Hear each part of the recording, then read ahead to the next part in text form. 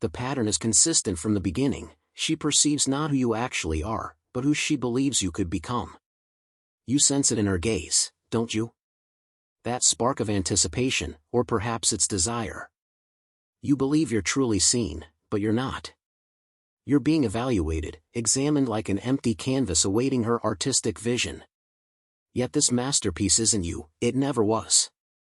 And Carl Jung cautioned you, not with gentle, motivational phrases, but with the precise, clinical accuracy of someone who devoted his existence to exploring the psychological depths of human consciousness.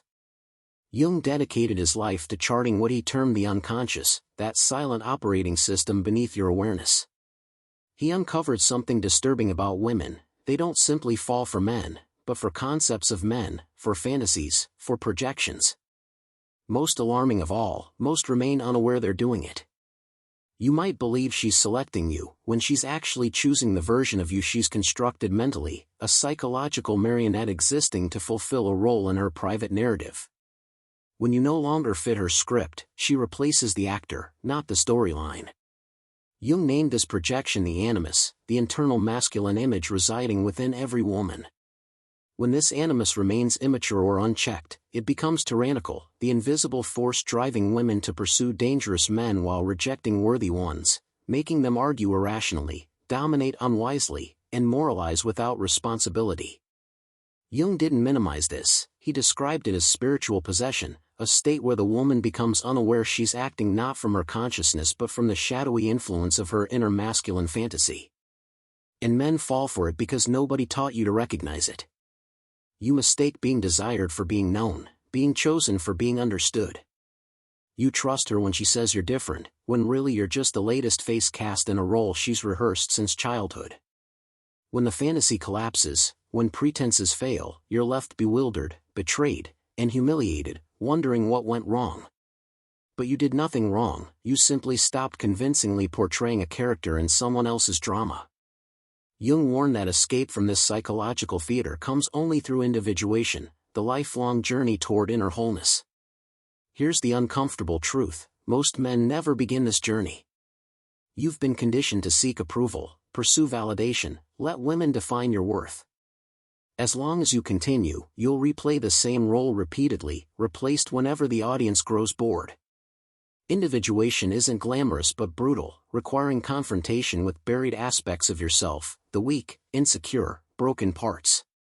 It demands you stop blaming women for not seeing you and start seeing yourself. Jung understood what most men never will: you don't become a man by being chosen, you become a man by choosing yourself. Your worth isn't earned through her affection but by standing alone, fully awake, responsible, alive. A man who has confronted his unconscious remains immune to projection. He's no longer a puppet in another's fantasy but the author of his own reality. Jung observed that modern men's greatest tragedy isn't rejection but willingness to reshape themselves into whatever form they believe will gain acceptance. You call it compromise, partnership, love; Jung called it self-betrayal. He warned that men ignoring their psychic development become slaves to feminine projection, bending like wet clay into shapes demanded by women who don't even understand their own desires.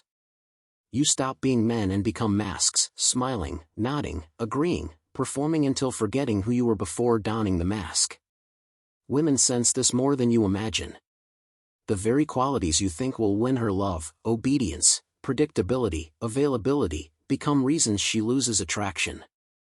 Because feminine instinct, Jung taught, isn't drawn to comfort but to mystery, risk, the undefinable, uncontrollable man. Once you make yourself completely known, without boundaries or backbone, you don't become more lovable but invisible, disposable, replaceable. Yet here's the paradox enslaving most men: you fear solitude more than inauthenticity, preferring self-sacrifice over losing her, role-playing over facing the terror of standing without applause. But Jung taught that until a man embraces solitude, he remains unfree. He wrote that individuation isn't for the faint-hearted, requiring spiritual death before physical death, allowing false selves to burn away so authenticity emerges. Let me share what few dare articulate: individuation is profoundly, terrifyingly lonely. Walking this path, you begin seeing things impossible to unsee, recognizing games people play, masks they wear, lies they tell themselves for security.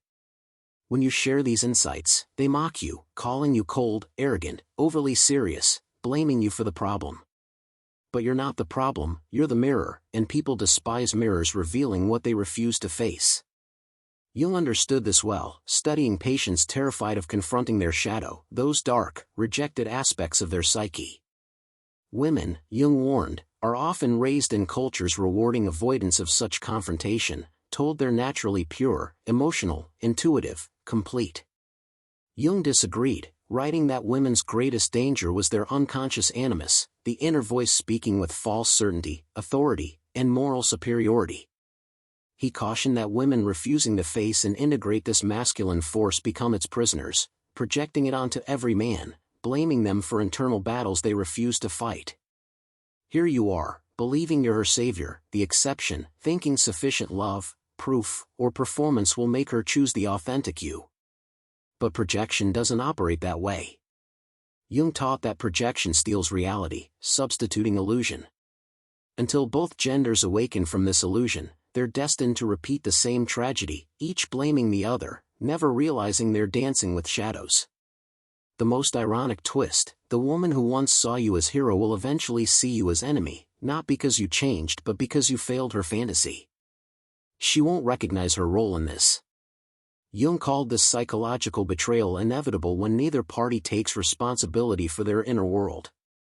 You didn't lie or betray her, you disappointed the invisible character she unconsciously invented. You were never that character, which fuels her resentment, not for your flaws but for failing to embody her unspoken myth. Jung said, people will do anything, no matter how absurd, to avoid facing their own souls, nowhere truer than in romantic relationships. Both genders enter not as complete individuals but as walking projections, dragging unresolved fears, needs, and childhood wounds into the arms of someone they barely comprehend. You call it love, Jung called it possession. Like someone hypnotized, you repeatedly walk into the trap, believing this time will differ. But it never does because you haven't asked the most terrifying question, what if I am responsible for this pattern?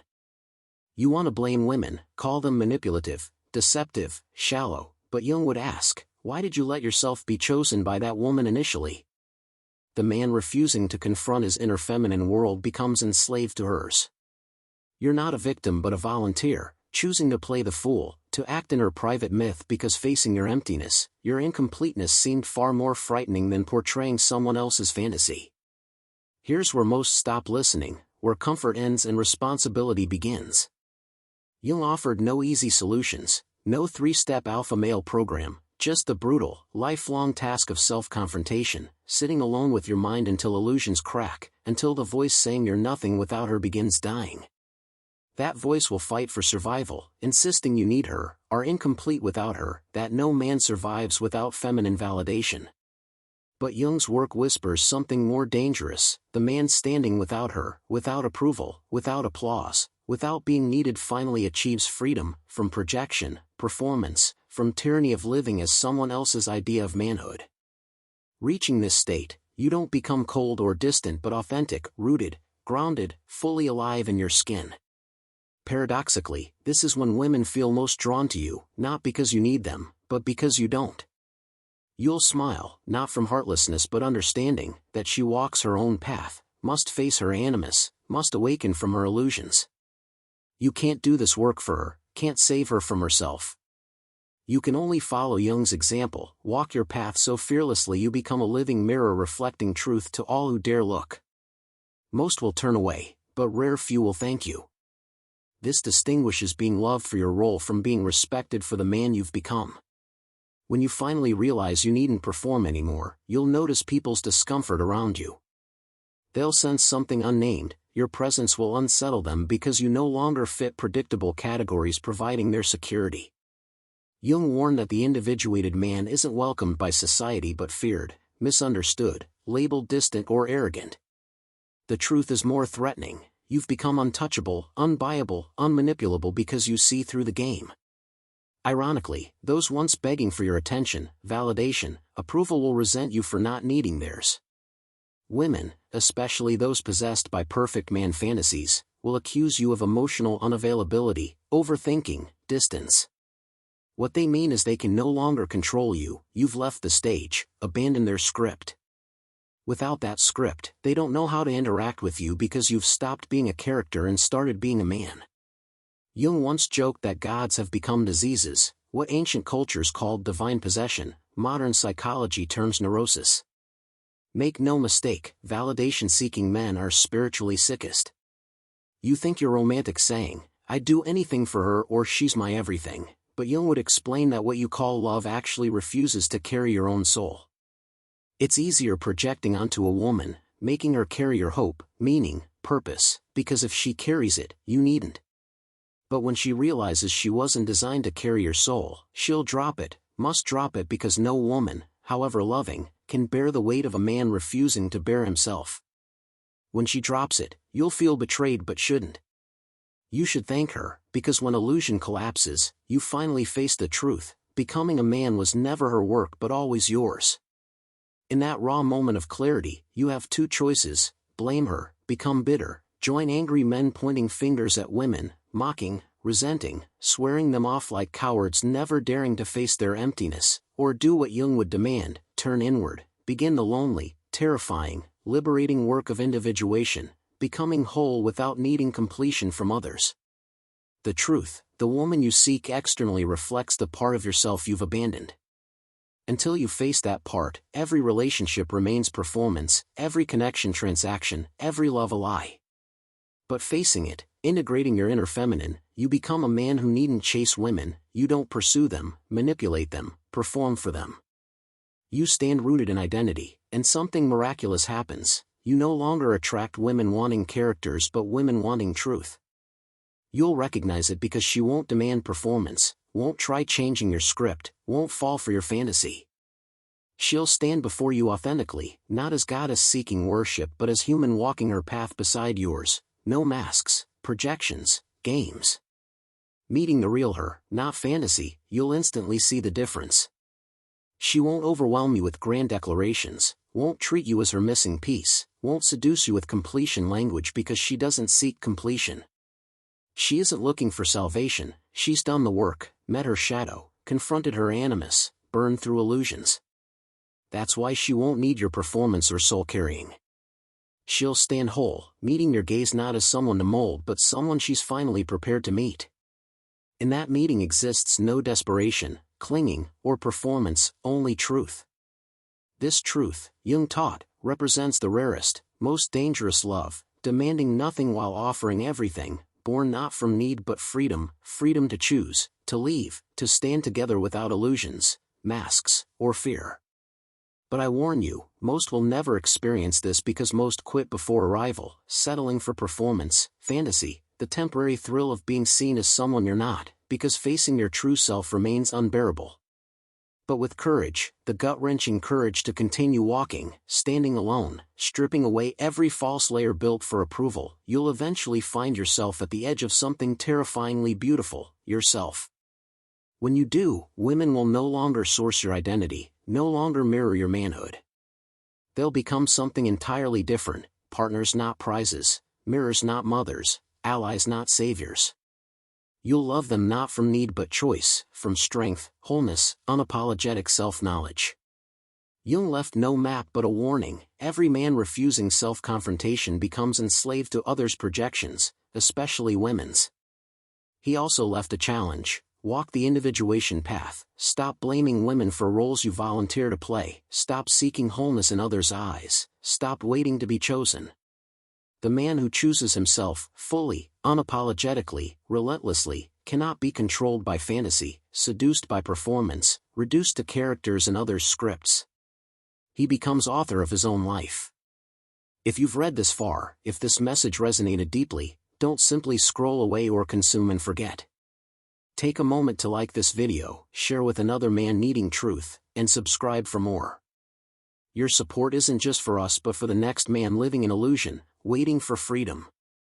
Help spread this message, help awaken the world one man at a time.